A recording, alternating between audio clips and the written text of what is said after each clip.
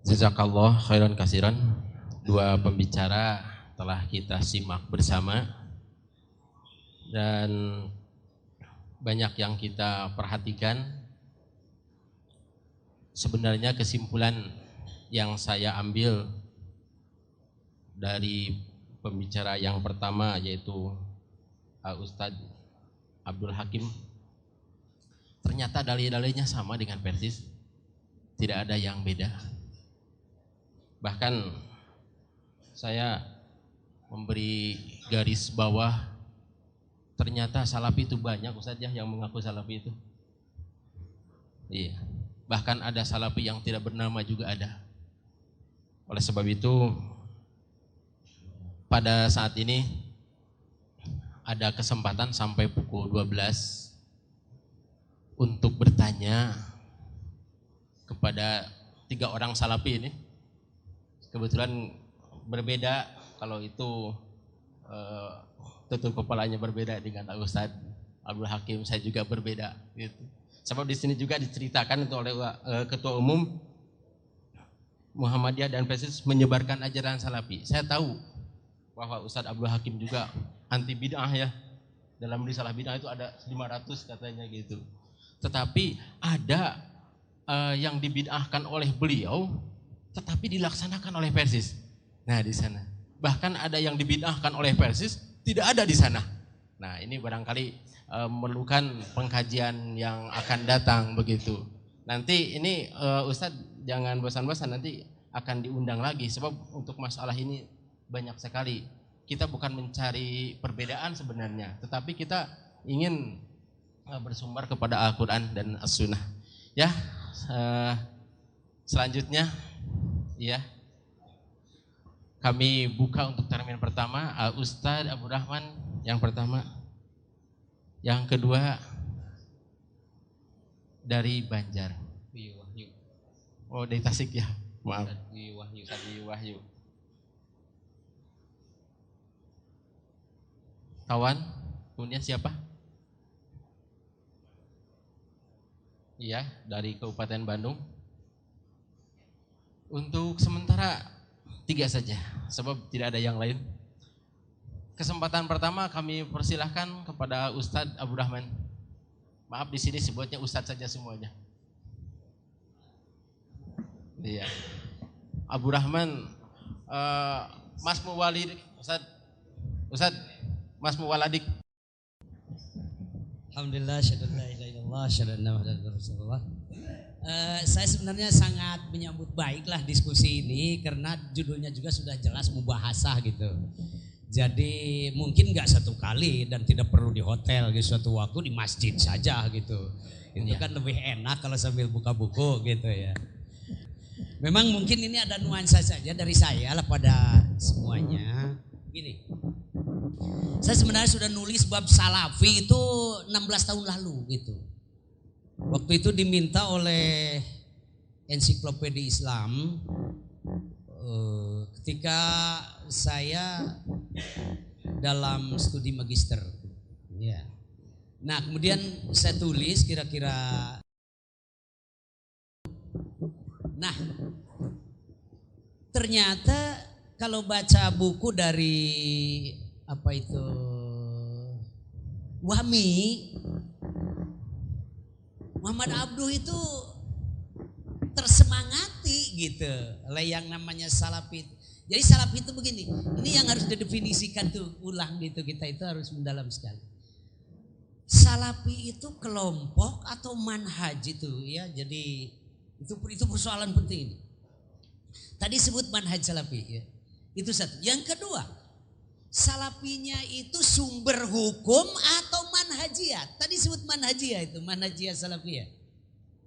Jadi sebenarnya ketika saya teliti pada waktu itu, Muhammad Abduh, kemudian juga ini jangan merasa bahwa saya ingin mengatakan yang menjadi pilar Salafi setelah rahimahullah Syekh Muhammad Abdul Wahab adalah Muhammad Jamaluddin Afghani, kemudian ada yang disebut Mahdiyah di Sudan, kemudian ada Sanusiyah di Afrika Utara, kemudian ada Syekh apa yang ada di India, kemudian ada juga Jamaluddin Afghani, kemudian malah disebut di bukunya Wami itu sebagai Muhammad Agus sebagai tokoh-tokoh yang itu salafi gitu ya. Jadi salaf ini saya artikan begini, rasanya gitu, rasanya ada enggak kelompok umat Islam sekarang khusus yang memiliki ormas-ormas paling tidak ya, yang tidak menggunakan mazhab salaf gitu. Nah, ketika saya teliti ternyata itu mulai dari Al-Irsyad Muhammadiyah kemudian disambung dengan Pers itu menggunakan juga manhaj salaf. Buktinya apa gitu, itu kan minta bukti juga. Kita itu punya kitab tuh ada dari Imam Malik, itu ada Imam Syafi'i, itu metode gitu ya. Jadi metode masa silam itu begitu. Metodenya sahabat bagaimana, dilanjutkan oleh tabi'in seperti yang lain, dilanjutkan oleh Imam Malik, tabi'in, dilanjutkan oleh Imam Syafi'i, Imam Ahmad bin Hambal kemudian itu. Nah jadi saya jadi rada kenapa gitu mesti ada semacam perbedaan mencolok bahwa salafi yang ini bukan salafi. Padahal setahu saya itu dalam penelitian saya waktu itu ulama-ulama sekarang juga menggunakan manhaj salaf. Bagaimana saya tahu ulumul Quran, ulumul hadis, qawaidut tafsir, qawaidut tahdis, qawaidul hadis kalau tidak dari mereka. Itu metode itu. Dan ada bukunya. Peninggalan mereka ada risalah, ada Al-Ma'rifah. Ya. Kemudian dari Al-Ghazali juga ada gitu buku seperti itu. Bukhari Muslim sudah jelas. Itu kan salaf mereka. Kita menggunakan kritik sanad, kritik matan itu juga salaf juga gitu digunakan oleh mereka. Ya. Jadi ini mesti didiskusikan ya. Jadi kalau bedaan fikih ya nggak pernah ada satu yang sama sebenarnya. Jadi ada memang produk-produk ijtihad dari salafus sholih itu yang berbeda. Buktinya apa? Sejak kapan memang ada ijma juga mereka ya itu kan Imam Syafi'i malah ada qaul jadid, ada qaul qadim, kemudian Imam Malik, kemudian Imam itu mazhab yang patuh karena berbeda dari sisi Quran dan hadisnya sama, istinbat hukumnya, metode yang mereka pegang. Contoh ini menggunakan isan ya, istisan sebut saja. Padahal itu digunakan oleh Imam Malik itu istisan itu seperti itu. Maslahat mursalah digunakan oleh Imam Malik itu. Tapi Imam Syafi'i sampai mengatakan wa man istahsana faqad syara'a wa man syara'a faqad kafara. Nah ini di mana gitu? Mungkin ada perbedaan konsep ini. Istisannya Imam Syafi'i dengan istisannya Imam Malik. Maslahah mursalahnya Syafi'i nanti dengan model maslahah mursalahnya Imam Malik dan juga Imam Malik. Jadi saya kira ini pengembangan berpikir ini, dan kalau perlu mubahasa ini ya tidak dalam biar ya kalau secara khusus jadi kita punya itu ya. Jadi ini maksud saya, jadi bahwa Persis rasanya sudah menggunakan manhaj salaf itu. Mana bisa istinbat? Kita kan ambil dari Imam Syafi'i risalah, di situ ada Al-Mustasfa, ada Irsyadul Fuhul di situ. Kemudian nah ini jadi sudah pakai juga sebenarnya. Cuma produk istihadnya yang berbeda nanti. Ya. Nah itu jadi kalau jadi mungkin saya nggak paham nih. Nanti mohon jawaban aja. Kenapa seolah-olah yang merasa salafi itu aku gitu, yang lain bukan salafi. Nah itu persoalannya. Punten ya terus terang saja ya. Gitu. Kok ngan abdi wungkul di salafi teh punten yang tidak bisa bahasa Sunda ini. Nah abdi wungkul sabatur henteu. Nah itu kan. Jadi harus dicatat bahwa Muhammadiyah itu Al-Irsyad setahu saya ini. Kemudian Persis, PUI malah mohon maaf nih PUI yang kan salaf itu intinya harakatul islah, itu intinya perbaikan itu. Islah apa? Islahul akidah, islahul ibadah, islahul muamalah. Nah ini persoalan. Nah islahul muamalah apa? Nah ini sekarang yang paling repot islahul muamalah misalnya. Apa republik ini benar apa tidak, apa kerajaan benar apa, kan itu jadi persoalan fikih siasa fikih itu atau fikih siasa. Jadi menurut saya sendiri ini bagus kalau diskusi itu terus dilakukan walaupun tidak banyak, orangnya terbatas gitu, sebab tuker ilmu sudah ada dari dulu. Itu kalau saya. Jadi supaya mahal nyangariung we jam 10 di masjid sebelum sholat duhur mubahasa fikih. Nah di sini masalahnya fikih, Pak. Jadi fikih ini yang itu. Jadi kalau tadi bicara mazhab salafnya ya saya tidak, terus terang saja kami itu sepakat seperti itu dalam arti kita menggunakan metode mereka juga. Istinbat hukum itu kan dari sana. Di produk fikih gak pernah ada yang sama sekali mi'ah fil mi'ah muwafiqun ala araihi wa intajihil fikih, itu tidak pernah ada. Mohon maaf. Pasti di situ ada al-farq, al-furuq fikih. Punten ya saya agak lama. Terima kasih. Assalamualaikum warahmatullahi wabarakatuh. Sangat menarik. Bahkan saya bisa memberikan contoh sebentar bahwa bukan hanya Ustadz Abu Rahman yang memahami tafsir dan hadis bermadhab atau metodenya salafi, bahkan Ustadz Abu Qatadah ini menggunakan metode persis juga gitu, sekarang jadi salafi. Selanjutnya kami persilahkan Ustadz Yuyu Wahyu dari Tasik.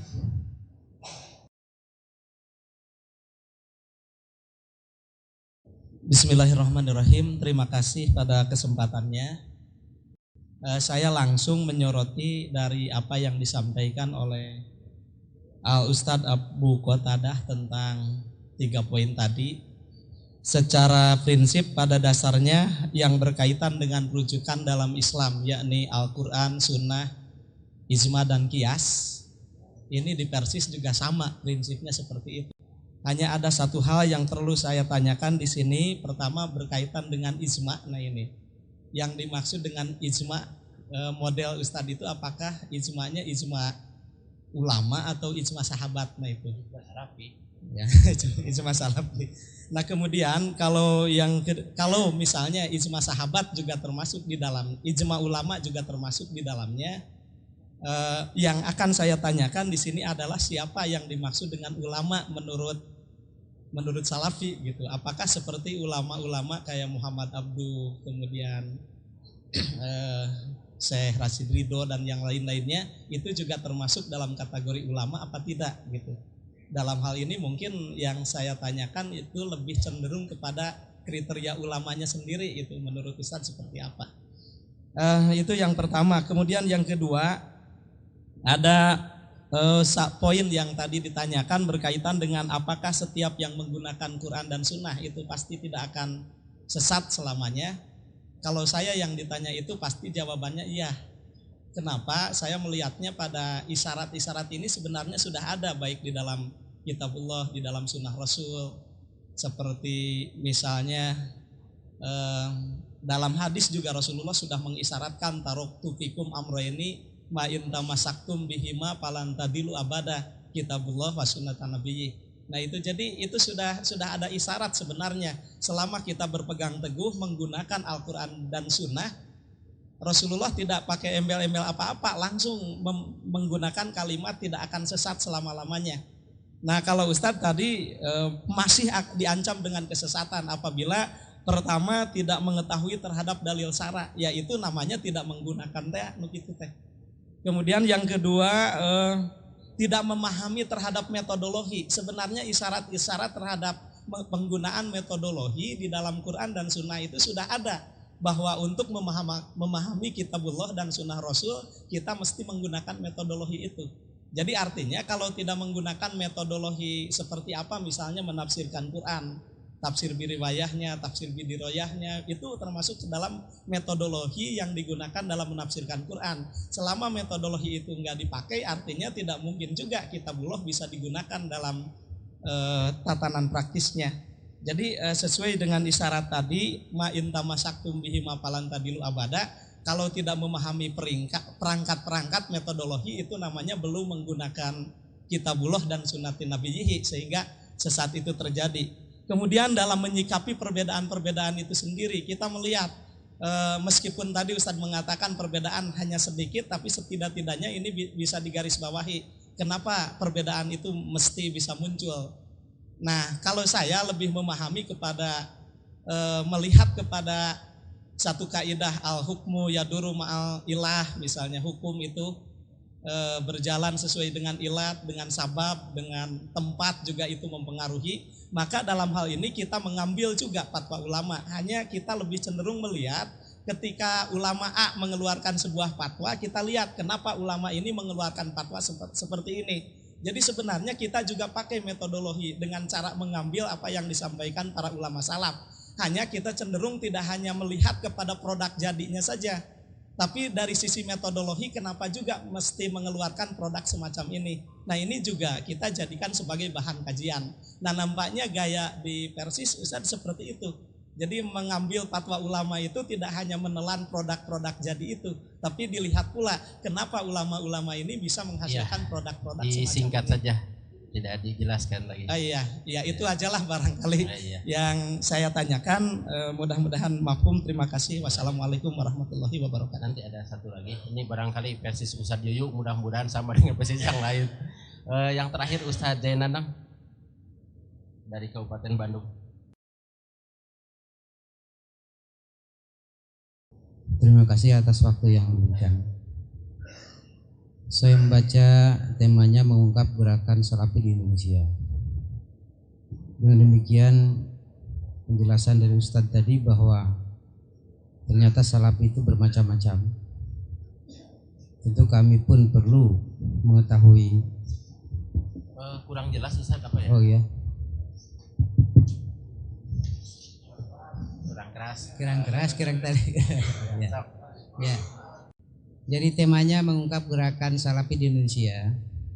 Dengan demikian tadi ada penjelasan bahwa salafi itu berbeda-beda. Kemudian bagi kami agar bisa jadi pegangan, andaikan kami melihat ada perbedaan seperti yang diungkapkan tadi, bahwa saya kalau tidak salah menangkap tidak akan dinyatakan sebagai salafi yang sebenarnya apabila memahami Quran dan Sunnah tanpa mengikuti manhaj sahabat dalam memahami Quran Sunnah itu. Kemudian terjadi perbedaan seperti tadi yang diungkapkan. Abu Bakar dan Umar tidak melaksanakan azan qabla Jum'ah, tetapi ketika Utsman bin Affan melaksanakan. Pertanyaan saya, bagaimana sikap salafi yang sebenarnya untuk mengikuti paham dari yang kedua keduanya adalah sahabat? Apakah mengikuti Utsman bin Affan atau mengikuti Abu Bakar dan Umar? Lalu yang kedua pertanyaan saya, apakah yang mengikuti Abu Bakar dan Umar itulah yang menjadi ciri salafus shalihin atau yang mengikuti cara Utsman bin Affan? Itulah diantaranya yang saya pertanyakan. Kemudian yang terakhir, apakah kita bisa menetapkan dan menentukan bahwa selamatnya firqah itu apabila kita mengikuti paham pendapat dari sahabat yang ternyata apabila terjadi perbedaan kita harus bersikap diam seperti tadi, tidak menambahkan? Apakah kita bersikap diam itu yang dimaksud tidak mengikuti kepada salah satu atau tidak menambah ini mengikuti salah satu? Itulah diantaranya, mungkin cukup mudah saja. Terima kasih. Barangkali sudah dapat dipahami. Untuk kesempatan pertama Ustadz dimohon untuk menanggapi atau menjawab. Alhamdulillah Rabbil Alamin. Wassalatu wassalamu ala nabiyil karim wa ala alihi wa ashabihi wa man ittaba'ahum bi ihsan ila yaumiddin wa ba'd. Dari tiga penanya, maka izinkan saya untuk membuat kesimpulan. Ternyata ketiga penanya tidak dapat membedakan pembicaraan kita pada hari ini. Inti daripada pembicaraan kita pada hari ini mengenai as-salaf, mengenai manhaj salaf dan orang-orang yang menisbahkan diri kepada manhaj salaf. Bukan permasalahan fiqhiyah, ijtihadiyah yang memang Islam memberikan keluasan. Seperti ditanyakan bagaimana kisah sikap salaf, yakni antara azan Utsman dan Abu Bakar. Ini pertanyaan yang sangat lucu karena tidak masuk ke masalah manhaj. Demikian juga permasalahan fiqhiyah yang lain, di mana para sahabat berijtihad satu dengan yang lain. Contohnya dalam bab faraid, itu sangat luas sekali khilaf para sahabat. Tetapi dalam manhaj, sikap dan cara beragama dan akidah tidak ada khilaf di antara mereka. Pertama, semuanya percaya bahwa azab kubur hakun. Nggak ada yang mengatakan bahwa ada azab kubur, yang satu mengatakan tidak ada azab kubur. Takdir hak ada, usaha manusia pun hak. Kalau ditanya aina Allah, di mana Allah? Ar-Rahmanu 'alal 'arsy istawa. Ar-Rahman di atas ars dia bersemayam. Allah memiliki wajah? Iya. Wa yabqa wajhu rabbika dzul jalali wal ikram. Yang tidak serupa dengan wajah makhluknya, yang sesuai dengan kebesaran dan kemuliaannya. Tidak ada khilaf di antara ulama, di antara para sahabat. Pengambilan dasar hukum Alkitab was Sunnah, mereka sangat membenci bid'ah dan seterusnya. Ini permasalahan-permasalahan fiqhiyah yang juga terjadi khilaf di antara para sahabat. Bahkan terjadi khilaf yang lebih daripada itu, sampai terjadi perang di antara mereka. Dalam perang Jamal dan perang Siffin.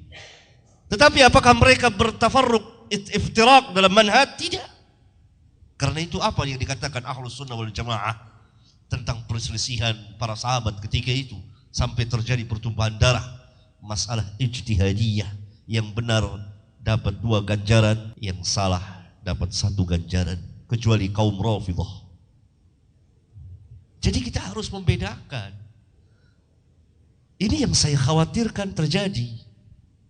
Jangan-jangan kawan-kawan kita ini nanti memperluas ke masalah fiqhiyah. Ini tidak adakan habisnya. Ini manhaj. Kewajiban kita bermanhaj dengan manhaj salaf. Yang kedua, orang yang berdalil dengan Alkitab was Sunnah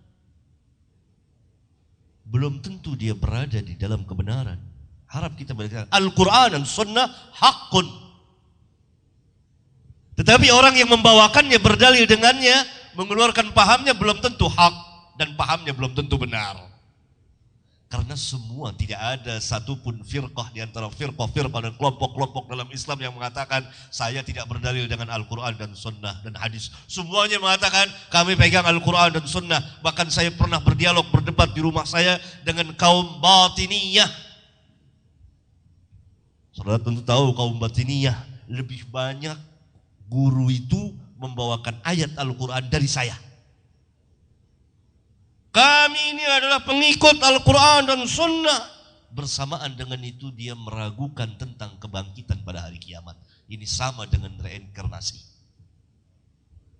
Kalaupun ada kebangkitan, bukan dengan jasad tapi dengan ruh. Sorga dan neraka merupakan gambaran. Dalilnya mana? Ayat Al-Quran. Dalilnya mana? Hadis yang dia tafsirkan seenaknya. Bahkan Ahmadiyah Al-Qadiani berdalil dengan ayat Al-Quran dan Sunnah. Orang-orang Syiah berdalil dengan Al-Quran. LDII, Islam Jamaah yang kita kenal dahulu, dalilnya apa? Ayat Al-Quran, hadis-hadis. Bahkan Khawarij dalilnya Al-Quran, inil hukmu illa lillah. Apa kata Ali? Kalimatu haqqin urida bihal batil. Ketika Khawarij mengatakan tidak ada hukum melainkan hukum Allah, Ali menjawab itu kalimat yang hak. Kalimat yang hak. Tetapi yang dikehendaki oleh mereka batil. Jadi yang disalahkan ahlinya apa? Ayatnya atau apa? Pemahaman. Persis, Muhammadiyah dan lain-lain berdalil pegang Al-Quran dan Sunnah. Pemahamannya, manhajnya belum tentu manhaj salaf. Dalilnya sama. Ini secara umum. Bukan saya menghakimi Persis dan lain-lain. Saya kenal baik dengan organisasi ini semua. Tapi yang salah di sini adalah al-fahamu. Jadi kembali kepada manhaj salaf, kan dikatakan oleh ulama ar-ruju' ilal kitab was sunnah ala fahmi salafil ummah. Kembali kepada Alkitab dan Sunnah menurut pemahaman salaful ummah. Berbeda dengan Mu'tazilah. Mu'tazilah senantiasa mempertentangkan ayat Al-Quran dengan hadis. Hadis ini bertentangan dengan Quran. Seolah-olah dia lebih tahu Quran dari Nabi yang mulia. Manhaj salaf tidak demikian. Seluruh hadis diterima apabila telah sah datangnya. Tidak ada yang dikatakan bertentangan dengan Al-Quran. Nah kalau Persis Muhammadiyah seperti itu, dia mengikuti paham salaf. Kalau tidak, maka pahamnya tersempet paham Mu'tazilah. Demikian juga dengan kami. Mengukurnya seperti itu. Itu diantara manhaj salaf. Dalam memahami kitabullah dan sunnah Rasulullah SAW. Karena kedua-duanya wahyu min Rabbil Alamin. Dan Mu'tazilah punya kaidah. Hadis yang bertentangan dengan Quran, tolak. Karena hadis lebih tinggi, Quran lebih tinggi dari Al-Quran. Seenak, ini bertentangan. Azab kubur ditolak. Semua ditolak dengan dia. Itu mazhab Mu'tazilah. Ahlus Sunnah tidak demikian. Para sahabat tidak ada yang seperti itu. Dan lain-lain. Barangkali akan dilanjutkan jawabannya oleh Ustaz Abu Qatadah. Bismillah. Dari beberapa pertanyaan tadi, ya barangkali untuk pertanyaan Al-Ustaz Abdurrahman bisa dilihat dalam makalah insyaallah.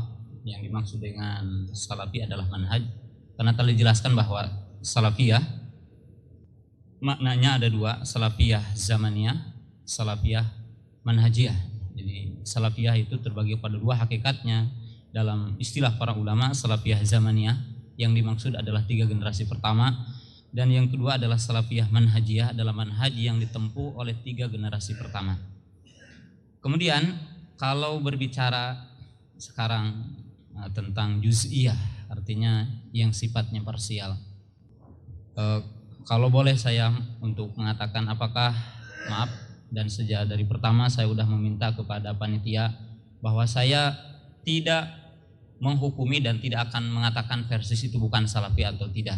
Itu tidak. Sejak pertama saya sudah sampaikan kepada Pak Umar Dia dan telah disampaikan juga kepada Pak Ihsan. Tapi ada satu hal yang saya ingin jelaskan. Apakah Persis itu telah berada di atas manhaj salaf? Ya, barangkali ya saya punya pengalaman yang sangat panjang ya, bahwa saya belajar dari sejak tajhiziyah ya, sampai min dan pernah mengajar sekitar 3 tahun.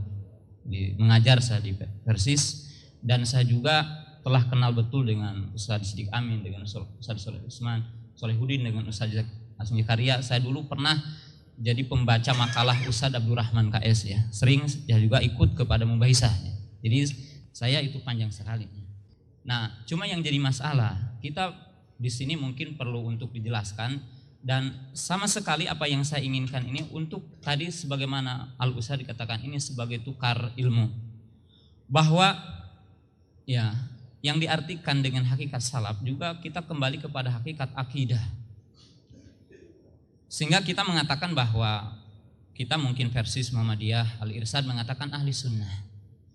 Tapi perlu kita ketahui apa arti sunnah itu sendiri, dan saya telah menjelaskan dalam tulisan ini arti sunnah itu banyak. Dan salah satu arti sunnah adalah usuluddin, pokok agama. Walidzalika qala al-Imam Yahya ibnu Ma'in, Imam Jarh wa Ta'dil, imamun fil hadis, annahu yaqul as-sunnatu asyaratun. Faman kunna fihi faqad istakmalatis sunnah, wa man taraka syai'an minha faqad taraka sunnata. Jadi di sini ketika kita akan mengklaim saya salafi ataupun saya ahli sunnah, termasuk saya, apakah saya betul atau tidak? Maka para ulama telah menjelaskan saya itu kaidah-kaidah ataupun yang disebutkan Apa yang sebenarnya manhaj salaf? Maka Imam Yahya Ibnu Ma'in yang merupakan imam jarh wa ta'dil, beliau mengatakan sunnah ada 10. Yang artinya kalau orang itu memegang poin yang 10 itu ciri ahli sunnah. Kalau mukhalafah bukan ahli sunnah. Karena beliau mengatakan barang siapa yang ada poin 10 padanya maka dia sempurna sunnahnya. Barang siapa yang meninggalkan salah satunya maka dia telah meninggalkan sunnah. Apa yang dimaksud dengan ini? Dia merinci. Yang pertama adalah isbatul qadari. Siapa yang menetapkan qadar, takdir dengan 4 tingkatan. Kenapa para ulama menyebutkan tentang qadar?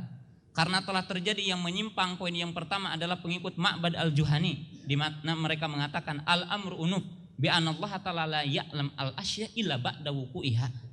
Di mana Ma'bad al-Juhani mengingkari ilmu Allah. Dia mengatakan Allah tidak tahu tentang perkara yang terjadi kecuali setelah terjadinya.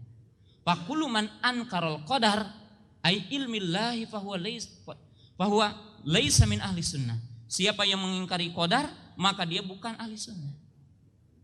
Siapa yang mengatakan manusia itu bagaikan daun-daun, ini orang-orang qadariyah, jabariyah, bagaikan daun yang kena angin, tidak punya masyiah, tidak punya kudrah. Siapa yang mengatakan manusia punya mutlak kudrah dan iradah, tidak berkaitan dengan masyiah Allah dan kudrah Allah, dia adalah qadariyah mu'tazilah. Maka dia bukan ahli sunnah. Kemudian beliau mengatakan takdimu Abi Bakrin wa Umar, yaitu ciri ahli sunnah mendahulukan Abu Bakar wa Umar fil imani wal khilafah. Barang siapa yang mendahulukan Abu Bakar dan Umar di dalam iman dan khilafah, dia ahli sunnah. Siapa yang menempatkan Abu Bakar setelah mereka, dia bukan ahli sunnah. Siapa yang mengkafirkan Abu Bakar bukan ahli sunnah. Kemudian beliau mengatakan itsbatu adzabil qabri, menetapkan adab kubur, wal haudi wal mizani was sirati wal ba'thi wal imanu qaulun wa amalun. Siapa yang mengatakan iman, ucapan dan perbuatan, bertambah dan berkurang, dia ahli sunnah. Ini adalah pokok-pokok. Ini adalah pokok-pokok. Nah, ikhwatu iman rahimakum. Nah, mungkin saya pernah membaca beberapa tulisan Al-Ustadz Aceng Zakaria hafizahullahu ta'ala yang berkaitan dengan masalah akidah. Dan perlu diteliti bahwa di pesantren-pesantren kita, pesantren Persis, itu tidak didapatkan secara jelas, yaitu yang berkaitan dengan hakikat akidah. Jadi yang dimaksud akidah bukunya apa, rujukannya apa, yang diajarkannya apa. Nah, ini perlu kita pahami. Jadi yang dimaksud di sini usul, yang dimaksud di sini adalah pokok, yang berkaitan dengan tadi poin-poin yang tadi.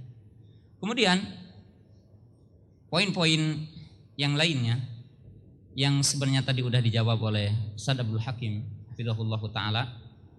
Dan ini adalah pokok-pokok yang sangat jelas ya, dijelaskan oleh para ulama tentang ciri firqatun najiyah. Ikhwatu iman rahimakumullah. Dalam tulisan saya di ujungnya itu ada thariqah ahli sunnah fil istidlal atau manhaj ahli sunnah fil istidlal. Jadi cara ahli sunnah dalam berdalil. Ini yang dimaksud dengan manhaj. Kalau kita simpulkan dalam buku-buku para ulama, penjelasan Syekhul Islam Ibnu Taimiyah, Imam Asy-Syatibi, Imam Ibnu Qayyim, Imam Ibnu Katsir, Imam Az-Zahabi dan seluruh para ulama, maka bisa dikumpulkan cara beristidlal itu kepada 5 poin. Yang pertama, ar-ruju ilal kitabi was sunnah, kembali kepada Quran dan sunnah. Tapi caranya bagaimana? Kembali kepada Quran dan sunnah dijelaskan dalam buku ini. Pertama, memahami asal dohir, tidak mentakwilnya, tidak menyelewengkan maknanya, tidak memisahkan antara Quran dengan sunnah, tidak memisahkan antara mutawatir dengan hadis ahad, tidak mempertentangkan sunnah dengan Al-Quran. Kenapa? Karena sunnah akan menjelaskan Quran. Saya telah jelaskan bahwasanya sunnah kedudukannya ada 3. Imma menjelaskan makna Al-Quran, imma menguatkan hukum Al-Quran, imma dia datang dengan hukum yang tidak disebutkan dalam ayat Al-Quran. Dan ini ijma kata Imam Syafi'i rahimahullahu ta'ala. Nah, kemudian yang kedua apa? Bahwa memahami Quran dan sunnah dengan kaidah yang tadi, yaitu fahmu salaf. Ini yang kedua. Yang ketiga adalah apa?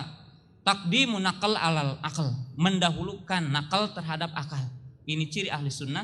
Lianna Ali bin Abi Thalib yaqul law kana dinu bi ra'yi, kalaulah agama itu dengan akal, maka mengusap khuf itu akan bawahnya. Kemudian dijelaskan oleh para ulama di sini menunjukkan bahwa tidak boleh orang beramal dalam Islam dengan akalnya. Kemudian yang keempat adalah mengembalikan nas-nas yang mutasyabih, yang samar kepada yang muhkam. kepada yang jelas maknanya, sehingga di situ adalah bersatu maknanya. Dan yang terakhir adalah al-jam'u bainal adillah fi kulli mas'alatin, mengumpulkan dalil dalam setiap masalah. Ini kaidah ataupun manhaj di dalam apa? Berdalil. Dan kalimat yang terakhir yang tadi ditanyakan bagaimana dengan para sahabat dan sebagainya. Nah, kita katakan jika yang dimaksud dengan ijma, maka tidak diragukan lagi seperti dinyatakan oleh Imam Asy-Syafi'i rahimahullahu taala, kemudian dikatakan oleh muridnya Imam Ahmad, Imam Syafi'i rahimahullahu taala, bahwa ijma yang mu'tabar fi amrayn. Ijma yang mu'tabar itu dalam dua perkara. Yang pertama di dalam perkara-perkara yang maklumun bidorurah, yaitu perkara-perkara yang maklum seperti sholat 4 rakaat, sholat duhur, sholat asar 4 rakaat, sholat maghrib 3 rakaat, sholat subuh 2 rakaat. Kemudian mengatakan sholat wajib, saum wajib, itu tidak ada orang kecuali akan mengatakan apa? Wajib. Yang kedua, berkata Imam Ahmad rahimahullahu ta'ala, jika ada orang mengklaim ada ijma, faqad kadzab, maka dia telah dusta. Yang dimaksud, kata Imam Ahmad rahimahullahu ta'ala, adalah ijma setelahnya para sahabat radhiyallahu ta'ala anhum. Dan tadi telah disebutkan, telah membaca Ar-Risalah, telah membaca Irsadul Fuhul dan sebagainya. Dan kalimat yang terakhir, ikhwatu iman rahimakumullah, yang jelas kebenaran berada di mereka. Jika seandainya berselisih, maka kebenaran ada dalam salah satu di antara mereka. Perhatikan perkataan Imam Asy-Syafi'i rahimahullahu ta'ala, al-ilmu arba'u darajat. Ilmu ada 4 tingkatan, kata Imam Syafi'i rahimahullahu ta'ala. Al-kitabu was-sunnatu wal-ijma'u. Kemudian beliau mengatakan, apabila mengatakan salah seorang sahabat, kemudian tidak ada yang menyelisihinya, dia ijma'. Dan yang keempat beliau mengatakan, idah talafu, apabila mereka berselisih, nakhtar bima huwa aqrabu ila dalil. Apabila mereka berselisih, maka pilihlah salah satu di antara akwal mereka dengan yang paling mendekati kepada dalil. Jadi tidak ada perkara yang tidak ada di mereka. Barangkali itu. Barangkali saya bisa tambahkan, para ulama telah membuat kaidah yang ma'ruf di kalangan kita, khususnya para pelajar dan ahli ilmu. Apa kata para ulama? Lau kana khairan lasabaquna ilaihi. Kalau sekiranya perbuatan itu baik, tentu para sahabat telah mendahului kita dalam mengamalkannya.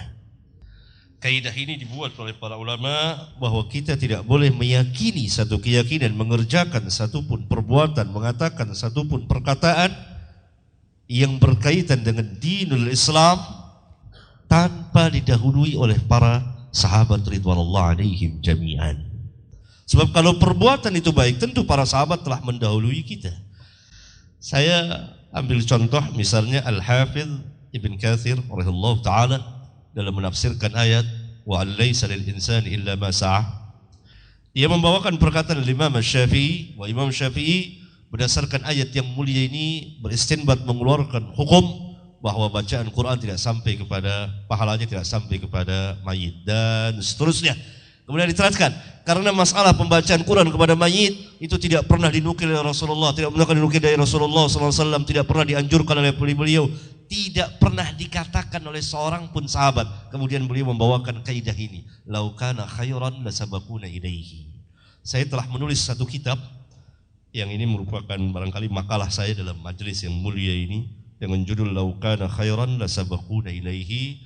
Tapi kitab ini saya bawa satu, nanti akan saya hadiahkan kepada Bapak Ketua untuk dibaca. Dia mengenai manhaj para sahabat ridwanullah alaihim jami'an. Kemudian yang kedua perkataan Syekhul Islam Ibn Taimiyah rahimahullah ta'ala yang mewakili perkataan para ulama yang lain.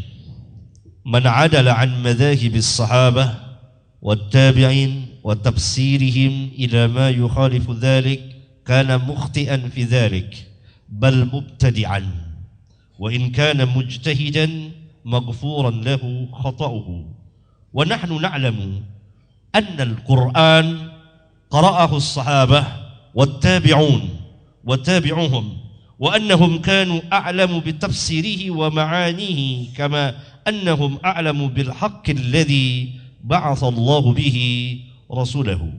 Yang artinya, barang siapa yang berpaling dari mazhab sahabat dan tabi'in dan tafsir mereka kepada yang menyelisihinya, maka dia telah salah, bahkan sebagai ahli bid'ah. Kalau dia sebagai mujtahid, maka akan diampuni kesalahannya. Dan kita mengetahui sesungguhnya Al-Quran telah dibaca oleh para sahabat dan tabi'in dan yang mengikuti mereka, yaitu tabi'ut tabi'in. Dan sesungguhnya mereka lebih mengetahui tentang tafsir Al-Quran dan makna-maknanya, sebagaimana mereka lebih tahu tentang kebenaran yang Allah telah mengutus Rasulnya dengan membawa kebenaran tersebut. Yang ketiga, masalah ijma sahabat dan ijma ulama dalam disiplin ilmu masing-masing. Seperti ijma ahli hadis bahwa riwayat ikhtilafu ummati rahmah la aslahu, tidak ada asal usulnya. Ini ijma ahli hadis, tidak masuk ijma'nya para fuqaha, ijma para ahli lughah. Itu ijma, tidak khusus ijma sahabat, tapi ijma sahabat dan ijma ahli ilmu, ulama dari zaman ke zaman dan seterusnya sesuai dengan disiplin ilmu masing-masing. Yani hadis dengan ijma'nya ahli hadis. Tidak mungkin ahli fikih berbicara tentang hadis Rasulullah SAW sebagaimana sebagian orang berbicara bahwa hadis ma'ana alaihi wa ashabi dhaif, hadis iftiraqul ummah dhaif. Padahal para ulama ahli hadis lah ijma' bahwa hadis itu sahih, bahkan sampai kepada derajat mutawatir. Barangkali ini wallahu a'lam bissawab. Terima kasih. Ternyata banyak ilmu yang kita dapat pada kesempatan ini. Ada kesempatan terakhir pertanyaan, barangkali saya yang bertanya. Yang bertanya adalah saya dulu. Iya. Nanti pertanyaannya begini maksud saya. Kami di PW Persis itu bermula dari beberapa masalah yang kami temukan di jamaah atau di cabang-cabang Persis, diantaranya di Ciamis, itu Jakarta bukan Jawa Barat Pak. Di antaranya begini, tidak ada pertanyaan apakah di Ma'had Ihya Usunnah itu ya, Ustadz mudirnya ya, ada sekretarisnya ya, ada bagian-bagian yang lain. Nah, gitu. Kalau Ustadz dari yayasan apa atau yayasan atau apa enggak ada. Oh, pengajar biasa, tapi ada ma'hadnya. Enggak ada namanya ya. Oh enggak ada. Oh enggak punya ma'had gitu. Oh iya, nah itu. Sebab masalahnya begini, ada yang membid'ahkan bahwa Persis itu atau berjamiah itu adalah bid'ah. Nah itu jadi pertanyaan saya. Dan ini waktunya tinggal 10 menit, kami persilahkan. Yang di belakang dulu itu Ustadz Uus. Oh iya. Ustadz Usman. Kemudian Ustadz Uus. Dari Tasik. Iya, barangkali itu. Ustadz maaf tadi sudah. Itu. Kami persilahkan Ustadz. Kita manfaatkan waktu yang sesingkat-singkatnya. Terima kasih. Ada pertanyaan tadi mengenai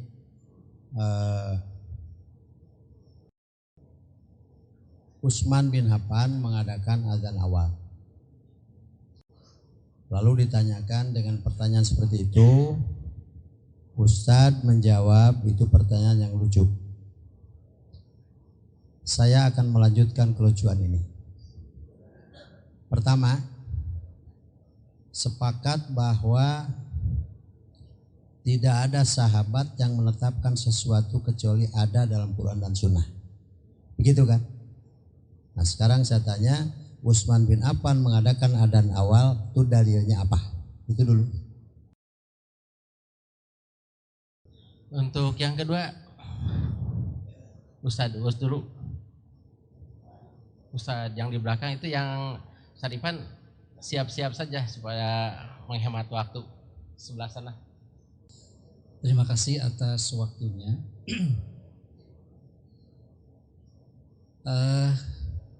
Kawan-kawan kita tadi sudah mengungkapkan mengenai approach yang harus dijadikan pegangan untuk memahami manhaj salafus salih. Kalau orang yang berquran dan bersunnah saja tidak ala fahmi salafus salih, begitu, atau ala fahmi sahabah, itu bisa tersesat. Maka saya bisa menyatakan bahwa orang yang mengikuti manhaj salaf pun bisa tersesat. Karena fahmus sahabah pun ditulis ataupun barangkali diungkapkan dalam bentuk bahasa Arab. Harus mengetahui bagaimana bahasa Arab itu. Untuk memahami manhaj sahabah saja perlu pemahaman. Nah, barangkali pemahaman yang bagaimana untuk memahami faham manhaj salaf. Sehingga satu sama lain tidak mengklaim saya paling salafi, sayalah yang salafi, sayalah yang ala fahmi sahabat. Bagaimana ini? Oleh karena itu bisa saja dinyatakan sesat apabila itu tidak didudukan terlebih dahulu. Sehingga perlu kita mengetahui mana apakah manhaj salaf ini sumber atau metodologi. Ustaz, tidak perlu diulang, sudah dapat. Yang kedua ada. Ya, karena tadi sudah Ya, jadi Ustaz cukup katakan bahwa kita ini tidak paham. Ya. Jadi memang barangkali terhadap approach ini barangkali Ustadz pun tidak paham. Kemudian dengan cara apa begitu ya memahami faham itu? Yang kedua, ketika Mu'adz bin Jabal diutus ke negeri Yaman oleh Rasulullah SAW waktu itu, kemudian beliau itu mengatakan bahwa apabila tidak ada dalam Al-Quran bagaimana? Ya, sampai kepada tingkat ya bil kitab, kemudian bisunnah, kemudian yang terakhir ajtahidu birra'yi. Tadi mengatakan bahwa Umar dan Abu Bakar itu lebih didahulukan ketimbang yang lain. Mu'adz bin Jabal pada waktu itu tidak mengatakan ajtahidu ataupun aku mengikuti pemahaman Abu Bakar dan Umar. Tapi langsung beliau mengatakan ajtahidu birra'yi. Itu yang pertama. Dan memang tadi kita sangat menunggu-nunggu bagaimana sebetulnya manhaj salaf itu. Ternyata kaidah-kaidah yang Ustadz katakan barusan itu tidak ada bedanya dengan yang kami pakai. Sehingga tentu saja manhaj salaf tidak bisa dijadikan trademark oleh siapapun kecuali memang kecuali harus dengan pemahaman yang benar terhadap Al-Quran dan As-Sunnah. Kemudian para sahabat itu kan ada tobakotnya, ada kibarus sahabah, ada sigharus sahabah. Mana yang mesti didahulukan? Nah, dalam persoalan ini pun perlu mendapatkan kejelasan. Kalau tadi Ustadz yang sebelah sana mengatakan bahwa Quran Sunnah dengan manhaj salafus sholih, sebenarnya Ustadz juga berbeda ini. Ada yang ijma kiasnya malah lebih dipertajam oleh Ustadz yang kedua itu. Di sini juga mungkin ada perbedaan. Jangan-jangan dalam produk ijtihad pun bisa saja ada perbedaan. Terima kasih. Ya, terima kasih. Yang terakhir, Ustaz Irfan.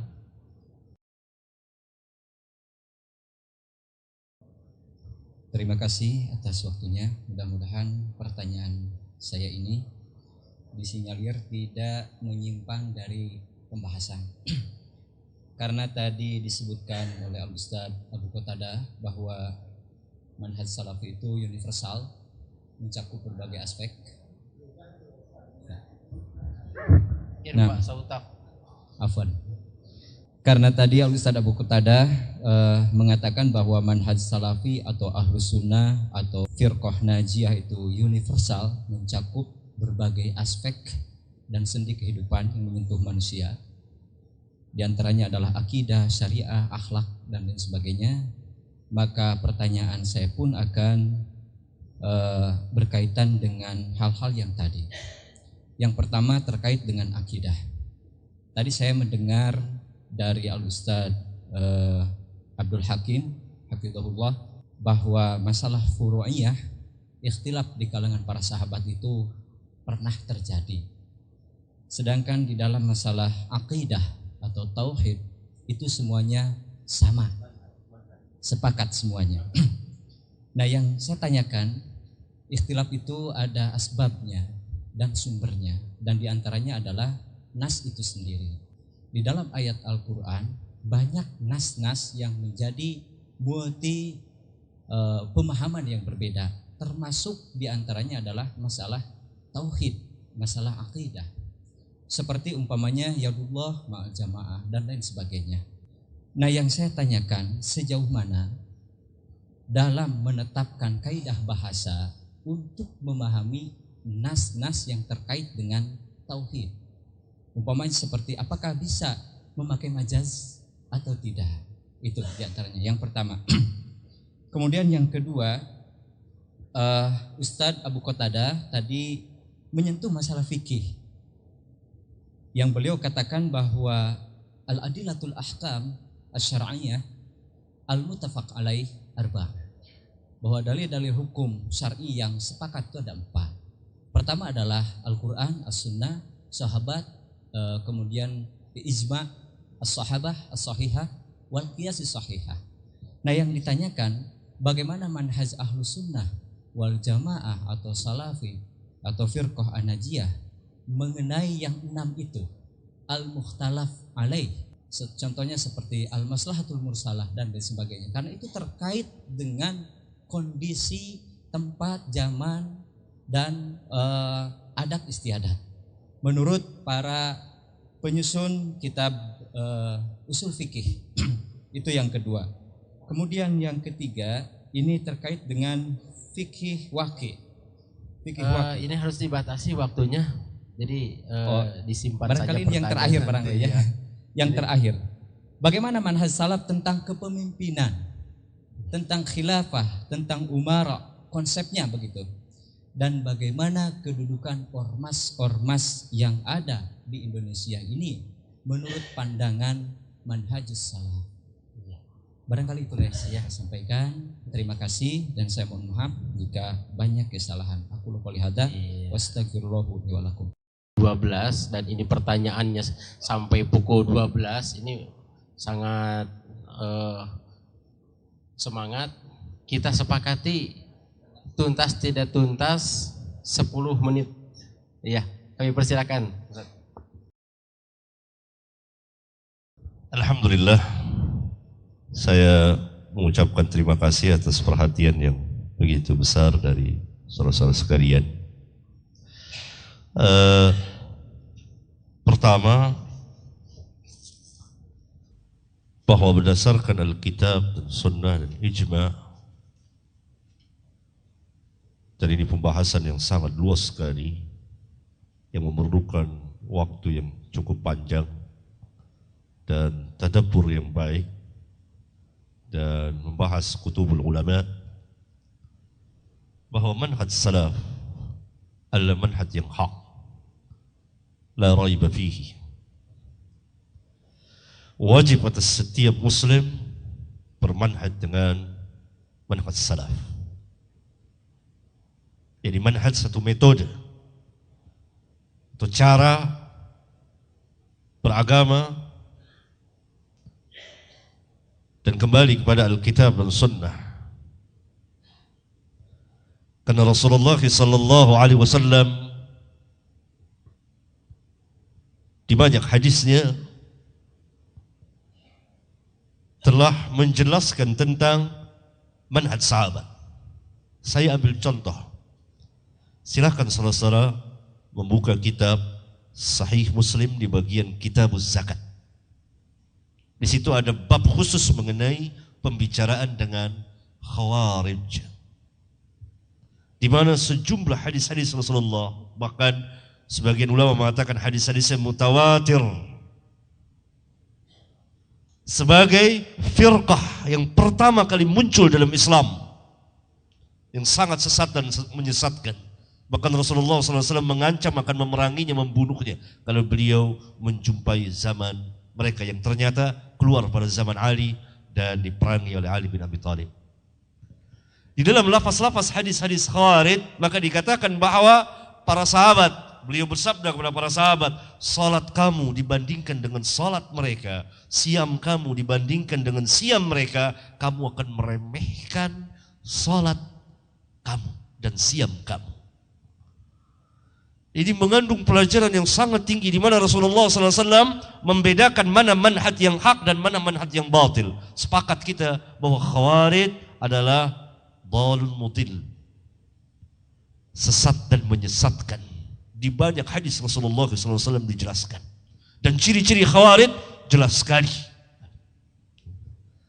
Dan Rasulullah SAW membuat satu perbandingan, tafriq, perbedaan. Mana manhaj yang hak dengan manhaj yang batil, dengan diukurnya antara Khawarij dengan sahabat, dibandingkannya antara sahabat dengan Khawarij. Khawarij sepakat kita. Tidak ada seorang pun muslim yang mengatakan bahwa Khawarij itu berada dalam kebenaran. Enggak ada. Hatta Rafidhah yang menjadi musuh utama Khawarij. Ini yang harus kita perhatikan dan pelajari kembali. Dan Khawarij mempunyai dalil dari Al-Quran dan hadis-hadis Rasulullah SAW. Walaupun mereka tidak memakai seluruh hadis Rasulullah SAW. Yang kedua, bahwa manhaj salaf tidaklah mengatakan bahwa para sahabat itu afrodnya maksum, tidak. Tidak ada yang mengatakan bahwa para sahabat bebas dari kesalahan dan dosa, tidak. Kalau afrod, orang per orang, pendapat di antara mereka bisa salah dan bisa benar. Kalau bertentangan dengan Al-Quran dan Sunnah, tentu diambil Al-Quran dan Sunnah. Kenapa sebabnya? Barangkali belum sampai keterangan kepada mereka, dan ini diterangkan dengan luas sekali oleh para ulama. Di antaranya silakan saudara membaca di Majmu' Fatawa Syekhul Islam.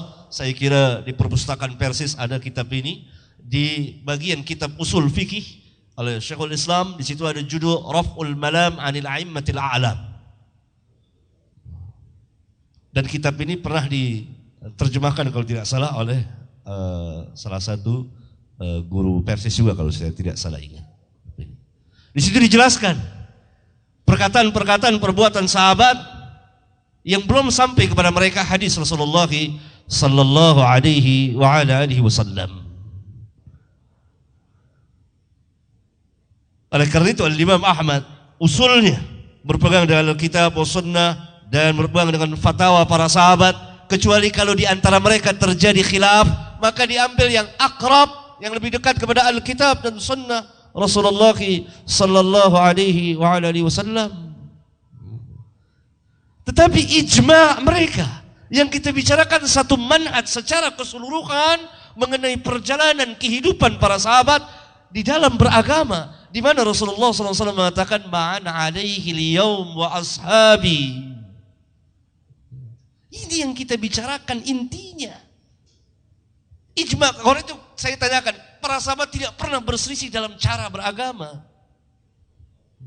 Tidak pernah berselisih dalam asma wa sifat, nama dan sifat Allah. Tidak pernah berselisih. Tidak pernah berselisih tentang masalah-masalah aqaid, kecuali keterangan yang belum sampai kepada mereka. Berbeda dengan yang ini yang kita bicarakan secara keseluruhan. Bukan afradnya, ijtihad masing-masing di antara mereka. Itu telah terjadi khilaf. Kalau terjadi demikian kan sudah jelas bagi kita, fa in tanaza'tum fi syai'in farudduhu ila Allah war Rasul. Namun apabila ada dua pendapat di antara para sahabat, maka kita tidak boleh menciptakan pendapat yang ketiga. Ini ijma' ulama yang diwakili oleh para ulama seperti Imam Syafi'i dan lain-lain, karena kebenaran tidak keluar dari situ. Salah satunya ada yang benar, ada yang salah. Barangkali ini kalau masih ada waktu 3-4 menit silakan. Kalimat yang terakhir insyaallah hari ini, yang intinya ikhwatu iman rahimakumullah, bahwa ketika orang itu mengklaim ahli sunnah ataupun salafi, maka tentunya apa yang dia ucapkan, apa yang dia perbuat, apa yang dia amalkan harus sama dengan salafus saleh. Aqidatan wa ibadatan wa muamalatan wa siyasatan wa akhlaqan. Ihwatu iman rahimakumullah, barangkali tadi ada pertanyaan dari Ustadz Usman Solahuddin hafizahullah taala yang berkaitan dengan amal Utsman. Pertama, tentang para ulama dengan amal Utsman, apakah amal Utsman tidak berdalil? Ikhwatu iman rahimakumullah, Utsman ibnu Affan dalam fikih itu dikenal ada dua yang para ulama memberikan penjelasan dan penelitian terhadap amal Utsman. Pertama, Utsman ibnu Affan itu pernah melakukan sholat 4 rakaat ketika dia safar, yang tentunya Rasul dan para sahabat itu melakukannya 2 rakaat. Dan yang kedua, bahwasanya Utsman ibnu Affan radhiyallahu taala anhu melakukan adzan 2 kali. Nah, kalau ditanyakan apakah Utsman ibnu Affan radhiyallahu taala berdalil, tentunya berdalil, karena perlu kita pahami adzan asalnya adalah al-i'lam lis sholat, i'lam memberitahu untuk sholat. Kemudian kalau tadi yang dikatakan ada istilah masarul mursalah dan sebagainya, maka di kalangan ahli sunnah dan di kalangan salafiyun memakai, akan tetapi dengan kaidah-kaidah yang benar, dengan qawaid-qawaid yang dibenarkan. Lalu yang berkaitan dengan amal Utsman, apakah kita mengikuti amal Utsman melakukan adzan 2 kali? Ikhwatu iman rahimakumullah, jika kita melakukan amal Utsman, bahwa ma'jur insyaallah bidalili qauli Nabi sallallahu alaihi wasallam, alaikum bisunnati wa sunnatil khulafai ar-rasyidin al-mahdiyyin. Jika kita mengamalkan amal Utsman, yaitu adzan 2 kali ketika hari Jumat, insyaallah ma'jur, mendapatkan pahala. Dengan sebab Nabi telah memberikan legalitas kita mengikuti ijma dan apa yang dilakukan oleh imam yang 4. Akan tetapi ikhwatu iman rahimakumullah, adannya bagaimana? Kalau kita ingin mengikuti adannya Utsman dan itu merupakan ijma para sahabat pada waktu itu, tidak ada yang menyelisih kepada Utsman, maka lakukanlah adannya sebelum waktu sholat, yaitu adannya 2 kali. Dan jika kita tidak melakukannya, tidak, sebab itu mahajah, berkaitan dengan ilah. Kalau tadi dikatakan al-hukmu yaduru ma'al ilah, kita juga memakai itu, atau ahli sunnah kalangan salafiyun memakai itu. Tapi ilah yang mana? Ilah sahihah, ilah yang benar. Ilah yang benar. Kemudian jika dikatakan tadi, apakah orang yang kembali kepada salafus soleh akan salah? Tab'an, li'annal insan ghairu ma'sum. Tidak diragukan lagi bahwa orang yang kembali kepada manhaj salaf akan salah. Akan tetapi ikhwatu iman rahimakumullah, al khata'u naw'an, wuqu'ul insani al khata'u naw'an. Orang itu terjerumus kepada kesalahan dengan sebab 2 perkara, dan itu disepakati oleh para ulama, disebutkan dalam kitab para ulama. Yang pertama, imma nasyi'atan an itiba'il hawa. Imma dia itu salah karena mengikuti hawa nafsu, maka ini mubtadi namanya. Wa amma al khata' bisababi ijtihad fama'jurun indallah. Kalau orang itu salah karena ijtihad dan dia telah memiliki manhaj yang sama, kembali kepada Al-Qur'an dan Sunnah dengan lafaz-lafaz bahasa yang benar, kembali kepada lughah, kembali kepada kaidah-kaidah tentang umum khususnya, tentang mutlak dan muqayyadnya, kemudian dia salah, tidak ada yang pernah tidak salah. Bahkan Imam Syafi'i mengatakan, alhamdulillah, segala puji bagi Allah yang di muka bumi ini tidak ada kitab yang tidak ada dikritik kecuali Al-Quran. Jadi tidak ada satu kitab, satu perkataan yang tidak ada kritikan kecuali Al-Quran. Bahkan Imam Syafi'i rahimahullahu ta'ala, qaulan, Imam Syafi'i ada 2 ucapan. Tapi ingat kalimat yang terakhir, ikhwatu iman rahimahullah, bahwa seluruh agama telah dilaksanakan oleh mereka. Perkara agama tidak ada sedikit pun yang tertinggal, karena Nabi telah menyempurnakannya. Artinya telah menjelaskannya. Jangankan berbicara tentang negara, jangan berbicara tentang organisasi tadi, berbicara tentang kuasa dijelaskan oleh Nabi. Al-yauma akmaltu lakum dinakum wa atmamtu alaikum nikmati wa raditu lakum al-islam madinah. Maka sesuatu agama yang tidak ada pada waktu dulu, hari ini tidak boleh. Maka intinya ikhwatu iman rahimakumullah, tadi ada pertanyaan dari Ustaz. Intinya gimana? Kita tanya, apakah kita mengatakan iman kepada Allah seperti imannya para sahabat? Apakah kita beriman kepada qada dan qadar sama seperti keimanan para sahabat? Apakah kita beriman kepada adab kubur seperti imannya para sahabat? Apakah kita beriman kepada malaikat seperti imannya para sahabat? Sebab kalau kita tafsir, orang beriman kepada malaikat iman, tapi bagaimana? Mereka mengatakan malaikat, sebagian orang mengatakan hanya ruh hasan, ruh kebaikan, bukan jasad. Ini sesat. Orang mengatakan setan bukan jasad, dia beriman kepada setan. Tapi seperti apa berimannya kepada setan? Artinya adanya setan. Ada yang mengatakan cuma perasaan buruk, tidak jasad. Nah, berarti ikhwatu iman rahimakumullah. Mari kita hari ini ataupun untuk seterusnya kita menimbang apakah ucapan iman kita kepada Allah, kepada malaikat, kepada qada dan qadar, kepada adab kubur, berkaitan dengan sikap kepada para sahabat, berkaitan dengan ciri-ciri hari kiamat seperti yang dikatakan mereka.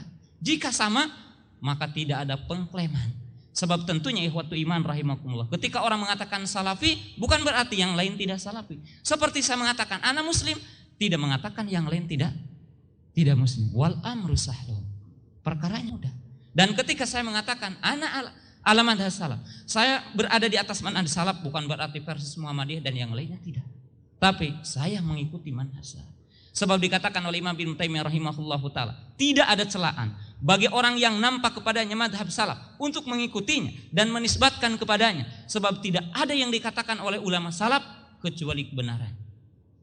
Barangkali itulah yang bisa disampaikan dalam kesempatan yang mulia ini. Insya Allah di lain kesempatan mungkin kita akan bertemu atau kita lanjutkan kembali dengan poin-poin yang lain. Lebih dan kurangnya saya minta maaf, sebab saya meyakini bahwa di hadapan saya adalah orang tua saya dari segi umur, dari segi pengalaman, dari segi ilmu, dan saya tentu saja adalah merupakan muridnya ustadz-ustadz yang ada di sini, termasuk saya bisa katakan Ustadz Yui Wahyu itu adalah guru saya.